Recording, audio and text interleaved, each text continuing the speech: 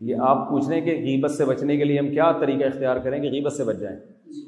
کوئی بھی برائی جس میں آپ مبتلا ہو نا, جس کی عادت غیبت کی بھی عادت پڑ جاتی ہے, اصل میں مزہ ہی نہیں آتا, کھانا ہی ہضم نہیں ہوتا جب تک برائی نہ کریں.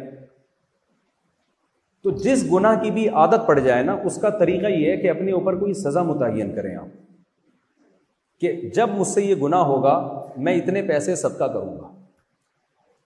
کینیڈا میں ہمارے ایک دوست ہیں, ان کو سگریٹ پینے کی بہت عادت ہے. انہوں نے علماء کے بیان سننا شروع کی, انہوں نے کہا یار میں یہ عادت چھوڑتا ہوں. مجھ سے رابطہ کیا کہ میں سگریٹ کیسے چھوڑوں. میں نے کہا جب بھی سٹا لگائے نا تو 10,000 روپے ان کی ارننگ تھی اتنی, میں نے کہا 10,000 روپے پاکستانی لحاظ سے جو وہاں ڈالر میں بنتے ہیں جتنے بھی, وہ آپ صدقہ کر دیا کریں اور مجھے اطلاع ضرور دیں. تو انہوں نے بتایا کہ آج میں نے 30,000 روپے صدقہ کیے, ٹھیک ہے نا, آج میں نے 10,000 روپے صدقہ کیے. انہوں نے کہا اس کا فائدہ یہ ہوا کہ پہلے میں دن میں 10 دفعہ پیتا تھا, تو اب میں نے کہا بھائی جتنا کم کروں گا 10,000 روپے میں بچا لوں گا.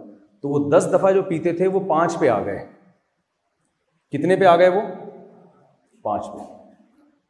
تو پھر آہستہ آہستہ وہ 2 پہ آ گئے, پھر 1 پہ آ گئے, بالآخر 1 سال 1.5 سال 2 سال کے بعد ان سے سگریٹ چھوٹ گئی. پھر وہ کبھی کبھار جب ان کو پرانی یادیں اپنے وہ کراچی کے گٹر کے ڈھکن جس میں بیٹھ کے وہ بات چیت کیا کرتے تھے, گٹکے کی دکانیں یاد آتی, وہ 1 آدھ دفعہ لگا لیتے, لیکن پھر وہ صدقہ کرتے. تو جس گناہ کی بھی آپ کو عادت پڑ جائے, غیبت کی عادت پڑ گئی ہے, تو آپ نے کیا کرنا ہے بھائی, سزا دینی ہے. پنشمنٹ انسان اپنے آپ کو خود دیتا ہے نا, تو آہستہ آہستہ وہ برائی چھوٹ جاتی ہے. میں نہیں کہہ رہا کہ آپ 10,000 روپے صدقہ کریں, وہ آپ کے لحاظ سے شاید بہت زیادہ ہوں. آپ 500 کر دیں صدقہ, آپ 200 روپے صدقہ کر دیں. تو ایک چیریٹی باکس بنا لیں. کوموڈور صاحب سے میں یہاں کہوں گا کہ ایک باکس بنا لیں بھائی, جس نے جتنی غیبتیں کرنی ہیں اس حساب سے اتنے پیسے یہاں پہ ڈال دیا. اب ایسا نہ ہو کہ آپ صبح اٹھتے ہی 5,000 کا نوٹ اس میں ڈالا کہ چلو آج سارا دن میرے لیے غیبتیں کیا ہو گئی ہیں, حلال ہو گئی. برائی کے بعد آپ نے صدقہ کرنا ہے. تو اس طرح انشاءاللہ برائی چھوٹ جائے.